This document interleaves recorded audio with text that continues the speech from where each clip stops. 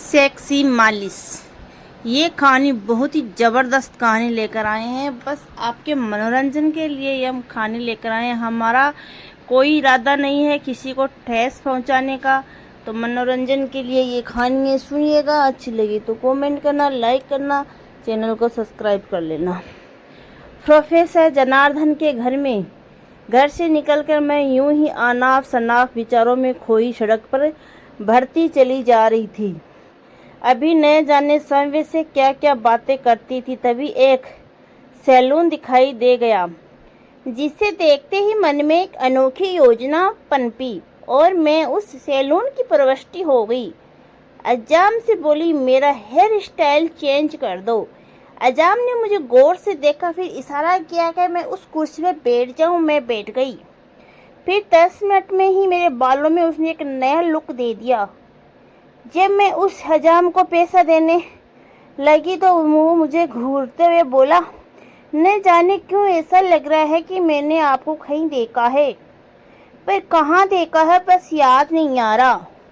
अच्छा हाँ, आज सुबह ही तो मैंने आपकी एक तस्वीर दीवार पर देखी थी।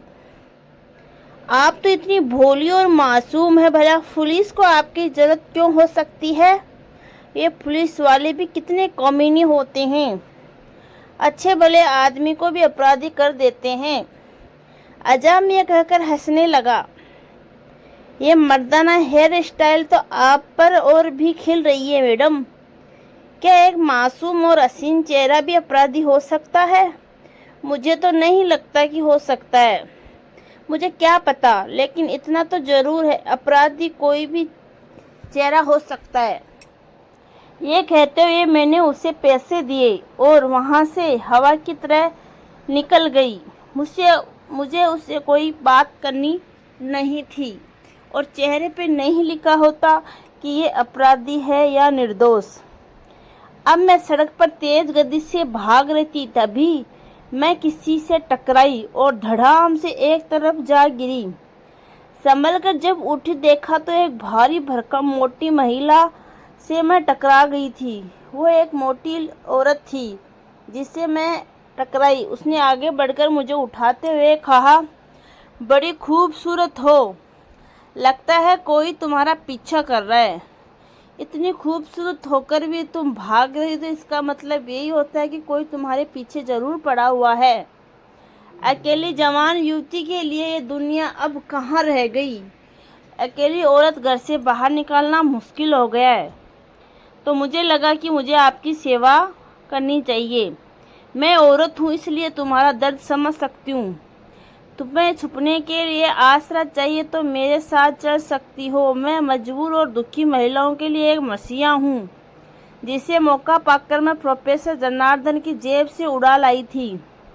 पिस्तौल लोड था। मैंने पिस्तौल को बड़े ही प्यार से चूमा और एक ही कनपट्टी पर टिकाते हुए घोड़ा दबा दिया। फिर बड़ी फुर्ती से दूसरी कनपट्टी पर पिस्तौल का अगला सिरा टिकाते हुए बोली, यही है तुम्हारी मर्दानगी। अब मुझे पता चल गया। वेश्यालय में आकर बेबस और बेसहारा महिलाओं से खनी खेल खेल रहे हो। मैं यहाँ ये कहते ही वह मेरी तरफ बाज की तरफ झपटा, लेकिन तब तक गोली चल चुकी थी। अगर मैंने भागकर संतों का पीछा किया और सीढ़ियों तक पहुँचते पहुँचते उसे गोली मार दी, वह भी वहीं लुढ़क गई और बुराई पर अच्छाई की जीत थी। लेकिन आजकल किस पर क्या भरोसा किया जाए, कुछ कोई नहीं कह सकता। फिर आगे चलते हुए कुछ ऐसी बातें हुई जो मैं आपको बताना चाहती हूँ। अब जिसको जो समझना है समझे। वैसे कानून की नज़र में तो ये गुनाह था, पर एक बात मेरी समझ आज तक नहीं आई कि कानून है क्या चीज़। उसकी अपनी कोई ठोस सोच, अपना अस्तित्व या अपना तरीका भी है या नहीं। गवाह जो झूठ सच कह देंगे मान लेगा। कानून के पास अपराधियों की गहराइयों तक जाने पर अपना कोई स्रोत या तंत्र तो है नहीं। जो अपराधी होता है वो ऐसे ही घूम रहता है और जो निर्दोष होता है वो सजा पाता है। मैं आज तक ये नहीं समझ पाई। मुझे ऐसे कानून पर दया आती है। निर्दोष लोगों को सजा देते देते वह सही अपराधी वो खुद एक अपराधी बन जाते हैं। मैं जीने के पास खड़ी रही, सोच रही थी कि वैशाल्य आपकी सारी महिलाओं मेरे पास आकर खड़ी हो गई। उन सबकी आंखों में खुशी की चमक थी। वे संवेद सवर बोली, आपने तो वो कर दिखाया जो अन्य महिलाओं करने की सोच भी नहीं सकती, और उनको सोच आ भी नहीं सकती। करना तो बहुत दूर की बात है, लेकिन हर महिला में ये ताकत नहीं होती। लेकिन मैं कहती हूँ कि हर महिला को ये ताकत रखनी चाहिए। यही तो महिलाओं की सबसे बड़ी कमजोरी है। महिला चाहे तो मर्दों को नंगा करके अंगुली पर नचा सकती है। महिला का अर्थ अबला नहीं सबला है, और सबला का अर्थ है महाशक्ति। महाशक्ति सिर्फ औरतों को ही कहा जाता है, पुरुषों को नहीं। पुरुषों की शक्ति के रूप में सिर्फ औरतों की पूजा की जाती है, पुरुष की नहीं। और शक्ति कभी भी कमज़ोर नहीं होती। अपने लिए फैसला उठाना बहुत ज़रूरी है। अपने लिए लड़ना सीखिए, ये मैं कहती हूँ। और आगे की कहानी आप विस्तार से सुनिएगा। तुम सब महाशक्ति हो। इस तरह सव्य को जलील कराना और अपनी देह के साथ बलात्कार करवाना अच्छी बात नहीं है। तुम सब अब आज़ाद हो। अपना जीवन मेहनत मजदूरी कर पूरी आज़ादी के साथ जी सकती हो। काम कर कर 5 रुपया कमा सकती हो। अपने बच्चों का पेट पाल सकती हो। तो इसकी वजह से औरतों को दबा कर करवा कर जाता है। लेकिन हम कहाँ जाएंगी? हमारे सारे रिश्ते टूट गए हैं। अब हमें कोई नहीं अपनाएगा।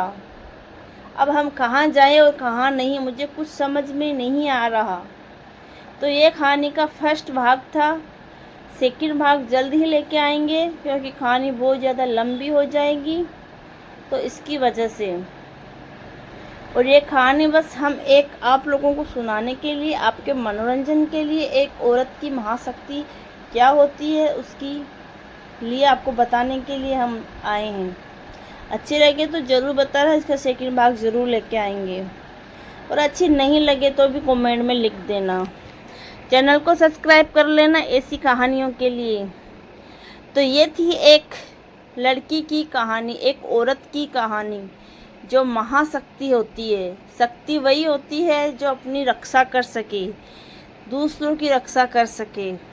ऐसे पुरुष नहीं होते जो दूसरों की रक्षा कर देते हैं, अपनों की रक्षा नहीं कर पाते।